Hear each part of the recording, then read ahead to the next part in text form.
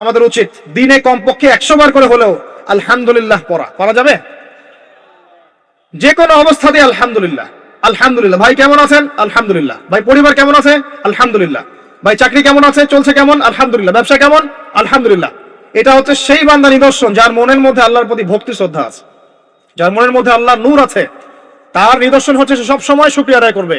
একটা এক্সাম্পল দিচ্ছি, দেখেন ইব্রাহিম আলাইহিস সালাম ওই থাকতেন, আর এই যে এইখানে মক্কায় তার একজন স্ত্রী হাজারা আলাইহিস সালাম, ওইখানে একজন স্ত্রী সারা আলাইহিস সালাম। মনে আছে ঘটনা? আচ্ছা, তিনি আসলেন বাসায়, দরজায় নক করছেন যে বাসায় কে আছে? দরজার পিছন থেকে বলা হচ্ছে যে আমি। তিনি বলছেন ইসমাইল কোথায়? তখন আওয়াজ আসছে ইসমাইল শিকার করতে গেছে। তারপরে তাকে বলা হচ্ছে তোমরা কেমন আছো, স্বামী স্ত্রী তোমরা কেমন আছো? তো স্ত্রী জবাব দিচ্ছে আমরা ভালো নাই, আমাদের ঘরে অনেক অভাব, আমাদের অনেকের স্ত্রীর মতো। আছে না এরকম? সারা জীবন করে যাবেন, একটা কথাই শুনবেন শেষ বয়সে গিয়ে, জীবনে কিছুই পাইলাম না তোমার কাছে। নিজের মাথার ঘাম পায়ে ফেলে করতেই থাকবেন করতেই থাকবেন করতেই থাকবেন করতেই থাকবেন, কিন্তু আপনি শুনতেই থাকবেন কিছুই করলাম না, কিছুই পাইলাম না, কিছুই পাইলাম না। অমুক ভাবি কত ভালো আছে, অমুক কত ভালো আছে, অমুকের এত আছে, অমুকের তত আছে। সুবহানাল্লাহ। এটা আমাদেরই দোষ, কারণ বিয়ে করার সময় যারা দিনদারিতা না দেখে শ্বশুরের সম্পত্তি দেখবেন, সৌন্দর্যকে বেশি প্রাধান্য দিবেন, নিজের হারাম প্রেমকে বেশি প্রাধান্য দিবেন, নিজের ওই বংশমর্যাদা ইত্যাদি ইত্যাদিকে বেশি প্রাধান্য দিবেন, তখন তো আফসোস করতেই হবে, কিছু করার নেই। এই জন্যই তো নবী সাল্লাল্লাহু আলাইহি ওয়াসাল্লাম বলেছেন যে দিনদার স্ত্রীদেরকে দেখে বিয়ে করো, যার মধ্যে দিনের বুঝ আছে, জ্ঞান আছে, একে দেখে বিয়ে করো। তবে এখানে একটা বিষয় আপনাকে সতর্ক করতে চাই যে প্রত্যেকটা বোরখার পিছনেই সঠিক দিনদারিতা থাকে না। অতএব এটা দেখেও ধোঁকা খাওয়ার কিছু নাই। দিনদারিতা আল্লাহর সাথে বান্দার মনের ব্যাপার। দিনের বেসিক কিছু প্রশ্নের মাধ্যমে আপনি তার উত্তর পেতে পারেন, দিনের বেসিক কিছু বুঝ আচরণ দেখে আপনি তার উত্তর পেতে পারেন, তার তাকওয়া দেখে আপনি উত্তর পেতে পারেন। একজন আমিরুল মুমিনিন খলিফা, তিনি রাত্রে বেলা জনগণের অভাব অনটন দেখেন। একদিন দেখতে দেখতে রাতে ক্লান্ত হয়ে পড়লেন, একটা দেয়ালের আড়ালে তিনি দাঁড়িয়ে বিশ্রাম নিচ্ছেন, বসে পড়েছেন। দেয়ালের পিছন থেকে তিনি আওয়াজ শুনছেন, মা আর মেয়ে কথাবার্তা বলছে। মা বলছে দুধে পানি মিশাও, আর মেয়ে বলছে যে ইত্তাকিল্লাহ, হে মা আল্লাহকে ভয় করো। তার মা বলছে এখানে তো ওমর নাই, ওমরের প্রশাসন নাই, ভয়ের কি আছে, মিশাও পানি মিশাও। তখন এই মেয়ে বলছে ওমর নাই তো কি হয়েছে, ওমর রব আল্লাহ তো জীবিত আছেন, তিনি দেখছেন। ওমর রাদিয়াল্লাহু আনহু পরের দিন ওই বাড়িটা মার্ক করে রাখলেন রাত্রেবেলা। পরের দিন তার ছেলেকে নিয়ে আসছেন এই বাসায়, এসে মেয়ে দেখাচ্ছেন, এই মেয়ে পছন্দ হয় কিনা দেখো। মেয়ে পছন্দ হয়ে গেছে। আমিরুল মুমিনিনের মানে রাষ্ট্রপ্রধানের ছেলের সাথে এই মেয়ের বিয়ে হয়ে গেল। দুধওয়ালি, দুধ ধোয়াচ্ছেন যেই মেয়ে, কি দেখে বিয়ে দিলেন? সৌন্দর্য দেখে? বংশমর্যাদা? শ্বশুরের টাকা? যৌতুক? এই কাজ যদি আমরা করতে না পারি, সংসারে শান্তি আসবে না, তখন কিছু করার থাকবে না ভাই। কারণ এই ফিতনায় একবার ঢুকে গেলে জীবনটা মেসাকার। এগুলো ডিল করতেই দিন অনেক চলে যাবে। দিনের ফিকির পরে দেখবেন পরিবার সামলাতেই সময় শেষ, দিন শেষ। মানসিকভাবে যদি আপনি ফ্রেশ না থাকেন, ভালো না থাকেন, সাউন্ড না থাকেন, আপনি দিনের জন্য কিন্তু কিছু করতে পারবেন না। আর পরিবারে যদি নেককার স্ত্রী না থাকে, আপনি মানসিকভাবে ভালো থাকবেন না, এটা প্র্যাকটিক্যাল কথা। তো ওই যে স্ত্রী বলছে আমরা ভালো নাই, ইসমাইল শিকার করতে গেছে, আমরা ভালো নাই, একবেলা খাই একবেলা খেতে পারি না, ভালো নাই। ইব্রাহিম আলাইহিস সালাম বলছেন ঠিক আছে, ইসমাইল বাসায় আসলে ওকে বলো যে তার বাবা এসেছিল, আর তাকে বলো যে ঘরের চৌকাঠটা যেন পরিবর্তন করে। কথা কি বুঝতে পারছেন? ইসমাইল আলাইহিস সালাম আসলেন, একজন বৃদ্ধা লোক এসেছিল বাসায়, তোমার বাবা পরিচয় দিয়েছে। কি বলেছে যে ঘরের দরজা যেন পরিবর্তন করি। তখন তিনি বলছেন তুমি কি এমন বলেছিলে যে যার কারণে এই কথাটা বলেছে? তো তিনি বলছেন আমি বলেছি আমরা ভালো নাই, আমরা অভাবে আছি, তুমি শিকারে গেছো ইত্যাদি। তখন তিনি বলছেন তুমি ভুল করেছো, তিনি আমার বাবা ছিলেন, তিনি একজন নবী, তিনি ইনডাইরেক্টলি আমাকে বলেছেন আমি যেন তোমাকে তালাক দেই। এক কথায় তালাক হতে পারে? দিনদারিতা না থাকলে তালাক দেয়া যায়। যদি ধৈর্য ধরতে ধরতে ধরতে ধরতে আপনি অতিষ্ঠ হয়ে যান, দিনের ব্যাপারে আর কম্প্রোমাইজ করতে পারেন না, সেক্ষেত্রে তালাক একটা অপশন আছে। এটা খারাপ নয়, যদিও এটা মন্দের ভালো একটা অপশন, কিন্তু সবর করতে উৎসাহিত করা হয়েছে। সবর করতে করতে করতে করতে যদি ভিতরটা পরিবর্তন না হয়, এরকম আল্লাহর প্রতি অকৃতজ্ঞ মানুষকে নিয়ে আপনি সারা জীবন চলতে পারবেন না। এবং দিনের পথে চলতে গিয়ে যারা প্রতিবন্ধকতা স্বীকার করে তাদেরকে নিয়ে আপনি আল্লাহর পথে দাওয়াত এবং মুজাহাদার মেহনত করতে পারবেন না। এই জায়গায় গিয়ে অনেক সময় এক্সট্রিম ডিসিশন নিতে হতে পারে। এটা ইসলাম কিন্তু অপশন রেখেছে আপনার জন্য, আমি উৎসাহিত করছি না, অপশন রেখেছে। এরপরে আবার তিনি আসলেন অনেক বছর পর, এসে আবার নক করলেন যে আসসালামু আলাইকুম। ওয়ালাইকুম সালাম। ইসমাইল কোথায়? শিকার করতে গেছে। তোমরা কেমন আছো? আলহামদুলিল্লাহ, আমরা অনেক ভালো আছি। ঠিক আছে, ইসমাইল বাসায় আসলে তাকে বলো ঘরের চৌকাটটা যেন যত্ন করে আদর করে মহব্বত করে রাখে। কথা বুঝতে পারছেন? এবার ইসমাইল আলাইহিস সালাম আসলেন বাসায়, তার স্ত্রী জিজ্ঞাসা করছে, একজন বৃদ্ধা এসেছিলেন, তোমার বাবা পরিচয় দিয়েছেন, কি বলেছে? বলেছে তুমি যেন ঘরের চৌকাটটা তুমি যেন অটুট রাখো, বহাল রাখো। তুমি কি বলেছো? আমি বলেছি আমরা অনেক ভালো আছি। তখন তিনি বলছেন, আমার বাবা তোমাকে অনেক পছন্দ করেছেন এবং তোমাকে নিয়ে আমাকে সংসার করতে বলেছে। এই হলো অবস্থা। শুকরিয়া আদায় যারা করতে পারবে না তাদেরকে নিয়ে চলা মুশকিল। লোকমান হাকিম, যাকে প্রজ্ঞা দেওয়া হয়েছে, তাকেও আল্লাহ পাক আদেশ করছেন তুমি আল্লাহর শুকরিয়া আদায় করো। যে ব্যক্তি আল্লাহর শুকরিয়া আদায় করে, কৃতজ্ঞতা প্রকাশ করে, যে কোনো হালতেই বলতে পারে আল্লাহ আলহামদুলিল্লাহ আমি ভালো আছি। এবং আল্লাহ রাসূল সাল্লাল্লাহু আলাইহি ওয়াসাল্লাম বলেছেন, কখনো উঁচু স্তরের লোকদের দিকে তাকাবে না। যার উঁচু বাড়ি আছে, তোমার চেয়ে উঁচু বাড়ি আছে, তোমার চেয়ে বড় গাড়ি আছে, তোমার চেয়ে বেশি টাকা আর্ন করে, ওদের দিকে দেখবে না, ওদের দিকে চোখ দিও না। বরং তোমার চেয়ে নিচে যারা আছে, দরিদ্র যারা, তোমার চেয়ে যারা দরিদ্র, ওদের দিকে তাকাও। তাহলে তুমি আল্লাহর নিয়ামতের শুকরিয়া আদায় করতে পারবে ইনশাআল্লাহ তাআলা। আমরা যদি হসপিটালে যাই, শুকরিয়া আদায় করতে পারবো না? যে যে হাজার হাজার মানুষ শুয়ে আছে, কারো ক্যান্সার, কারো ডায়াবেটিস, কারো অমুক, কারো তমুক, কারো অ্যাক্সিডেন্ট, কারো এইটা সেইটা, কারো ব্রেন টিউমার, কারো হার্টের সমস্যা, কত সমস্যা। কেউ হাঁটতে পারে না, কেউ বসতে পারে না, কেউ শুইতে পারে না, কেউ শুইলে ঘুমাতে পারে না। আমরা ভালো আছি না? আলহামদুলিল্লাহ, কৃতজ্ঞতা। যখন আপনি আপনার চেয়ে বিপন্ন কোনো মানুষকে দেখবেন, দেখে যদি এই দোয়াটা পড়েন, আলহামদুলিল্লাহিল্লাযী আফানি মিম্মা ইবতালাকা বিহি ওয়া ফাদ্দালানি আলা কাসীরিন মিম্মান খালাকা তাফদীলা। আল্লাহর শুকরিয়া আদায় করছি যে আল্লাহ তোমাকে যে বিষয় দিয়ে পরীক্ষা করেছেন, আমাকে তার থেকে নিরাপদ রেখেছেন এবং হাজার মানুষের চাইতে আল্লাহ পাক আমাকে উত্তম জায়গায় রেখেছেন, ভালো রেখেছেন। এই দোয়াটা যে ব্যক্তি পড়বে, ওই বিপদ তাকে স্পর্শ করবে না ইনশাআল্লাহ। এভাবে আপনি আল্লাহর শুকরিয়া আদায় করতে পারেন। আর আল্লাহ পাকের শুকরিয়া আদায় করার সবচাইতে বড় নিদর্শন হচ্ছে আপনি আল্লাহর আদেশ নিষেধ মেনে চলছেন কিনা। যে ব্যক্তি আল্লাহর আদেশ এবং নিষেধকে মেনে চলছে, এই ব্যক্তি প্রকৃতপক্ষে আল্লাহ শুকরিয়া আদায় করছে, তাই নয় কি? খালি মুখে যদি বলি আমি আল্লাহ শুকরিয়া আদায় করি, নামাজ নাই, সওম নাই, যাকাত নাই, কিচ্ছু নাই, মুখে মুখে বলছি আমি আল্লাহকে অনেক ভালোবাসি, এই ভালোবাসার দাম আছে? আল্লাহ পাক কি বলেছেন? যে তোমরা যদি আল্লাহর ভালোবাসা পেতে চাও, কুল ইন কুনতুম তুহিব্বুনাল্লাহ ফাত্তাবিউনি, আমার অনুসরণ করো। কার অনুসরণ? মুহাম্মদ সাল্লাল্লাহু আলাইহি ওয়াসাল্লামের অনুসরণ করো, তার সুন্নাহ মাফিক জীবন করো। ইনশাআল্লাহ আল্লাহ পাক তোমাদেরকে মাফ করে দিবেন, আল্লাহও তোমাদেরকে ভালোবাসবেন ইনশাআল্লাহ।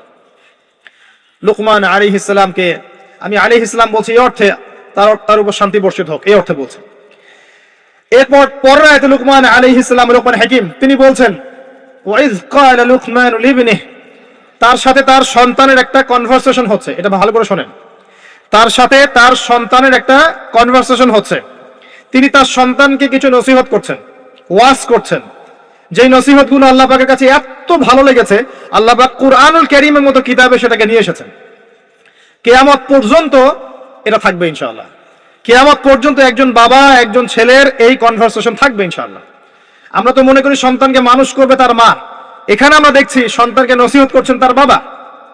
আমরা ইউসুফ আলাইহিস সালামের ক্ষেত্রেও সেটাই দেখেছি যে সন্তানকে নসিহত করছেন তার বাবা। আমরা কোরআন ঘাটলে দেখি যে বাবা সন্তানকে নসিহত করেন, মা নসিহত কম করেন। জি, ইব্রাহিম আলাইহিস সালাম কথা বলছেন তার সন্তানের সাথে, ইউসুফ আলাইহিস সালামের সাথে তার বাবা কথা বলছেন, লুকমান আলাইহিস সালামের সাথে তার সন্তান কথোপকথন হচ্ছে। তাহলে কোরআন দেখাচ্ছে বাপ কা বেটা, বাপ যেমন সন্তান তেমন। বাপ হবে সন্তানের রিয়েল গার্ডিয়ান, মা তাকে মানুষ করবে, ইলম, প্রজ্ঞা, বাস্তবতা শেখাবে কে? বাবা। আর আমাদের বাবারা এখন মানি মেকিং মেশিন, তারা খালি টাকা আর্ন করার মেশিন। সকাল 10টায় বেরাবে, আবার রাত 10টায় আসবে। সন্তানের সাথে বাবার কোনো মিল মহব্বত নাই, দেখাশোনাই নাই। এটা ঠিক নয়। সন্তানকে মানুষ করতে হবে বাবাকে, তাকে প্যারেন্টিং শেখাতে হবে। আমাদের বাবাদেরকে প্যারেন্টিং শেখাতে হবে, মাদেরকেও শেখাতে হবে। আসেন আমরা এখান থেকে দেখব কিভাবে তিনি তার সন্তানকে নসিহত করছেন। এই নসিহত শুধু সন্তানের জন্য নয়, প্রত্যেকটা মানুষের জন্যই। আমরা এই নসিহতগুলোর মধ্য দিয়ে আমাদের লেকচারের ইতি টানবো ইনশাআল্লাহ তাআলা। আসুন ওয়াইজ ক্বালা লুকমান লিবনিহি, যখন লুকমান হাকিম তার সন্তানকে বলেছিলেন, কি বলেছেন? ইয়া বুনাই, আদর করে বলছেন, হে আমার সন্তান, বাবা শোনো, লা তুশরিক বিল্লাহ। প্রথম নসিহত কি? আল্লাহর সাথে শিরিক করো না। লা তুশরিক বিল্লাহ, আল্লাহর সাথে শিরিক করো না। আমরা আমাদের সন্তানকে প্রথম কি শিখাই? Humpty Dumpty sat on a wall. আমরা শিখাই Jack and Jill went up the hill.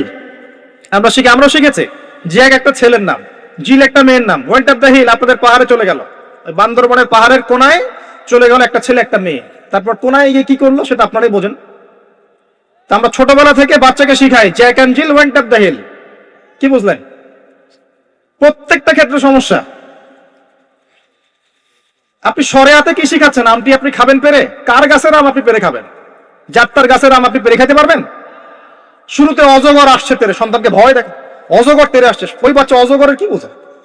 শরিয়াতে অজগর আসছে তেরে, ভয়, আগে ভয় শেখানো হচ্ছে।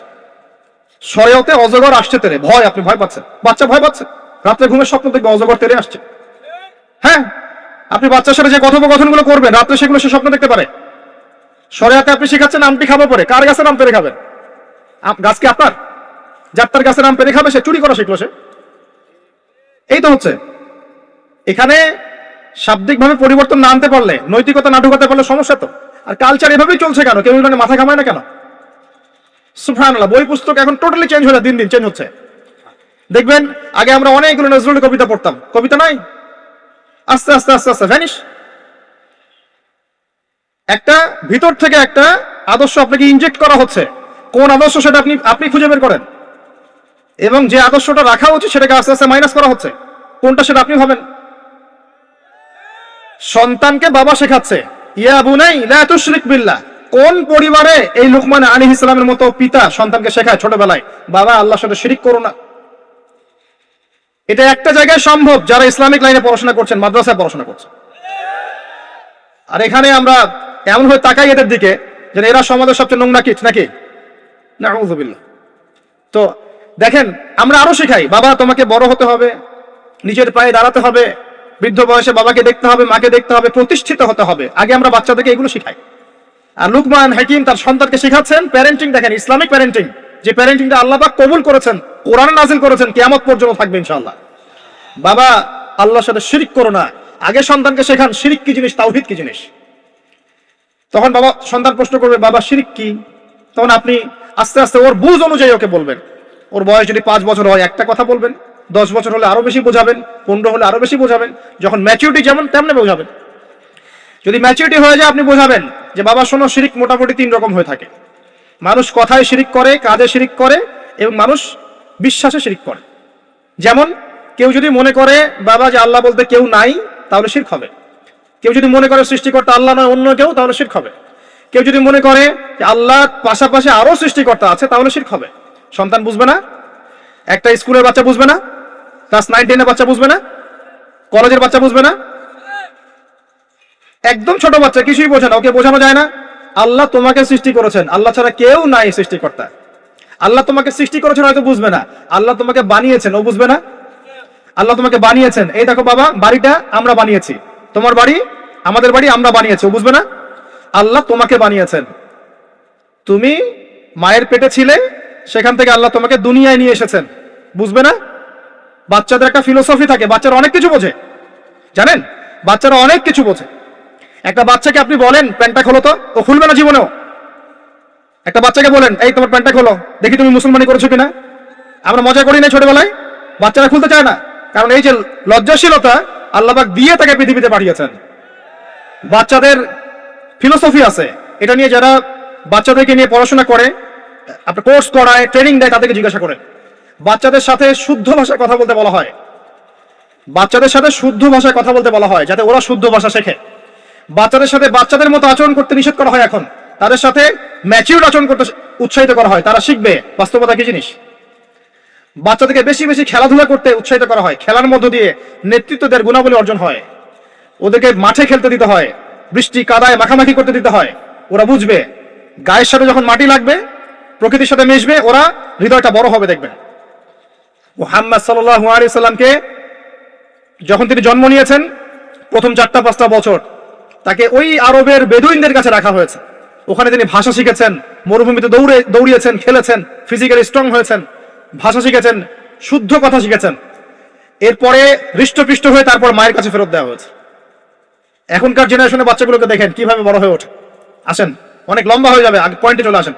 বাচ্চাকে বোঝানো যায় না যে এর বয়স হিসাবে আপনি বুঝাবেন যে কেউ যদি মনে করে যে বাবা আল্লাহর পাশাপাশি অন্য কোনো সৃষ্টিকর্তা আছে যে তোমাকে বানিয়েছে, তাহলে শিরক হয়ে যাবে। আর শিরকটা হচ্ছে এমন একটা পাপ। শিরকটা কি আব্বু জিজ্ঞাসা করবে, বাবা শিরক এমন একটা পাপের নাম যেই পাপটা আল্লাহ পছন্দ করেন না। এটা একটা খারাপ জিনিস, পাপ হয়তো বুঝবে না। শিরক একটা কি জিনিস? খারাপ জিনিস। শিরক খারাপ।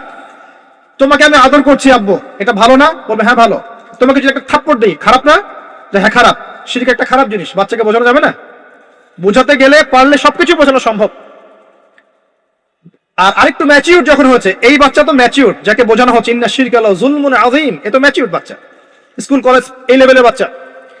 তো তাকে বোঝান যে কেউ যদি আল্লাহ ছাড়া অন্য কারো নামে কসম করে শিরক হয়ে যায়, কেউ যদি আল্লাহ ছাড়া অন্য কারো নামে নজর মানত করে শিরক হয়ে যায়, কেউ যদি আল্লাহ ছাড়া অন্য কারো নামে কুরবানি দেয় শিরক হয়ে যায়, কেউ যদি আল্লাহ ছাড়া অন্য কারো জন্য ইবাদত করে, নামাজ পড়ে, রোজা রাখে, হজ করে, যাকাত দেয়, শিরক হয়ে যাবে। কেউ যদি আল্লাহ ছাড়া অন্য কারো কাছে চায় তাহলে শিরক হয়ে যাবে, ইত্যাদি ইত্যাদি। এগুলো বোঝানো সম্ভব নয়? সম্ভব। এতটুকু তো বলা যায় আল্লাহ থেকেই সবকিছু হয়, মানুষের কোনো ক্ষমতা নাই। বুঝবে না সে? ইন্না শিরকা লাযুলমুন আযীম। বাচ্চাকে প্রথম শিখাচ্ছেন তার বাবা, বাবা শিরক করো না। শিরক হচ্ছে সবচেয়ে বড় জুলুম, সবচেয়ে বড় পাপ। আর আমরা আপনাদেরকে বলছি, শিরকের পাপ নিয়ে কেউ যদি মারা যায়, 99% সম্ভাবনা সে ব্যক্তি জাহান্নামে যাবে। 99% সম্ভাবনা কেউ যদি শিরকের পাপ নিয়ে মারা যায়, 99% সম্ভাবনা হচ্ছে সে ব্যক্তি জাহান্নামে যাবে। কারণ আল্লাহ পাক শিরকের গুনাহ ছাড়া যে কোনো গুনাহ মাফ করতে পারেন, শিরকের গুনাহ আল্লাহ পাক মাফ করেন না। শিরক ছাড়া যে কোনো গুনাহ আল্লাহ যাকে ইচ্ছা মাফ করতে পারেন। আমরা কি শিরক করব? তাওহীদ শিখবেন। একটা বইয়ের নাম বলে দেই, পড়ে নিয়ে তাওহীদ শিখতে পারবেন। বইটার নাম কিতাবুত তাওহীদ। কি নাম? কিতাবুত তাওহীদ। এখানে শিরকের সমস্ত ক্লাসিফিকেশন দেয়া আছে। কি করলে, কি চিন্তা করলে, কি বললে, কি আমল করলে শিরক হবে, সব লেখা আছে। তাকদীরকে অস্বীকার করলে শিরক হয়ে যায়। আল্লাহ পাকের হালালকে কেউ হারাম করলেও শিরক হয়, হারামকে হালাল করলে শিরক হয়। এই যে এখন কিছু মানুষ বলছে মুহাম্মদ সাল্লাল্লাহু আলাইহি ওয়াসাল্লাম শেষ নবী নন, আরো নবী লেগে আসতে পারে। শিরক আর কুফর। কেউ বলছে যে ভাগ্য বলতে কিছু নাই, আমি নিজে যা করব তাই ভাগ্যে লেখা থাকবে, শিরক হয়ে যায়। এমন বলছে মানুষ। এখন নতুন নতুন অনেক ফিতনা। এখন বলছে আমরা শুধু কোরআন মানি, হাদিস মানি না। আছে না? শিরক এবং কুফর। আসেন, এরপরে তার সন্তানকে তিনি কি বলছেন? আল্লাহ পাক এই কথাগুলো সবার জন্য নসিহত করছেন।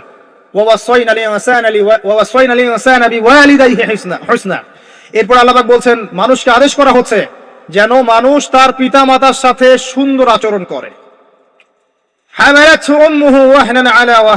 তার মা তাকে কষ্টের পর কষ্ট সহ্য করে গর্ভ ধারণ করেছে। তাকে প্রসব করেছেন এবং 2 বছর দুধ পান করিয়েছেন।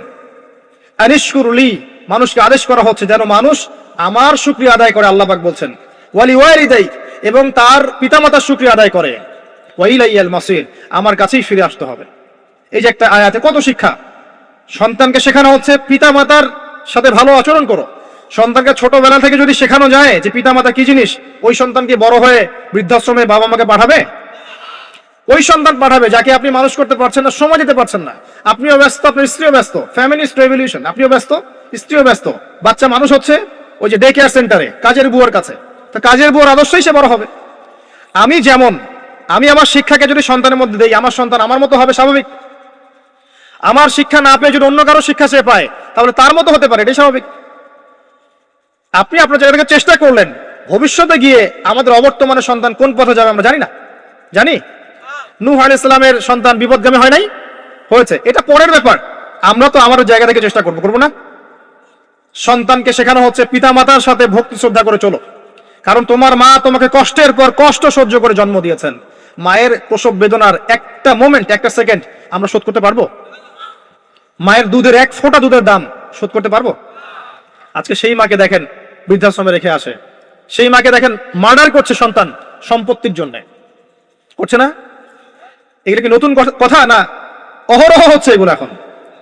এবং আপনি এখানে পিতা মাতারও দোষ এড়াতে পারেন না। যখন পিতা মাতা সন্তানকে ইসলামিক আদর্শে বড় না করে ওই অন্যান্য বস্তুবাদী আদর্শে বড় করেছে, তখন সন্তান বড় হয়ে এমন বিপদগামী হয়েছে। এখানে পিতা মাতারও দোষ আছে। আল্লাহ পাক আমাদেরকে বোঝার তৌফিক দান করুন। আল্লাহ পাক এরপরে আবারও বলছেন, আমার শুকরিয়া আদায় করো, তোমার পিতা মাতারও শুকরিয়া আদায় করো। মনে রেখো, আমার কাছেই তোমাদেরকে ফিরে আসতে হবে। একটা দোয়া আল্লাহ শিখিয়ে দিয়েছেন অন্য একটা সূরার মধ্যে, যে যখন তোমাদের পিতা মাতা বৃদ্ধ বয়সে চলে যাবে, তাদের সাথে এমন আচরণ করো যে উফ শব্দটা পর্যন্ত তাদেরকে বলো না। উফ শব্দটাও বলো না, বিরক্তি ভরে উফ শব্দটিও করো না। কোন সূরায় আছে? সূরা বনী ইসরাঈলের মধ্যে আছে, ওয়াকাদা রাব্বুকা আল্লা তা'বুদু ইল্লা ইয়াহ ওয়া বিল ওয়ালিদাইহি ইহসানা ওয়া ইম্মা ইয়াবলুগান্না 'ইনদাকা আল-কিবরা আহাদুহুমা আও কিলাহুমা ফালা তাকুল লাহুমা উফ ওয়া লা তানহারহুমা ওয়া কুল লাহুমা কাওলান কারীমা ওয়াহফিজ লাহুমা জানাহা যুল্লি মিনার রাহমা। তাদের জন্য ভালোবাসার এই বাহু প্রশস্ত করে দাও। ওয়াকুর রাব্বিরহামহুমা কামা রাব্বায়ানি সগীরা। আমরা এই দোয়াগুলো করব পিতামাতার জন্য। আল্লাহ পাক তৌফিক দান করুন। যাদের পিতামাতা নাই তারা জানে মা কি জিনিস আর বাবা কি জিনিস। আরেকটা হাদিস বলি আপনাকে, অন্যদিকে যাচ্ছি। নবী সাল্লাল্লাহু আলাইহি ওয়াসাল্লাম বলেছেন, 3 ব্যক্তির জন্য ধ্বংস, তার মধ্যে এক ব্যক্তি হচ্ছে সেই ব্যক্তি যে ব্যক্তি রমজান মাসকে পেয়েছে, নিজের আমল করে গুনাহ মাফ করাতে পারে নাই। 2 নম্বর সেই ব্যক্তি যে ব্যক্তি বৃদ্ধ পিতামাতাকে পেয়েছে, দুজনের একজনকে পেয়েছে বা দুজনকে পেয়েছে, তাদের খেদমত করে জান্নাত লাভ করতে পারে নাই।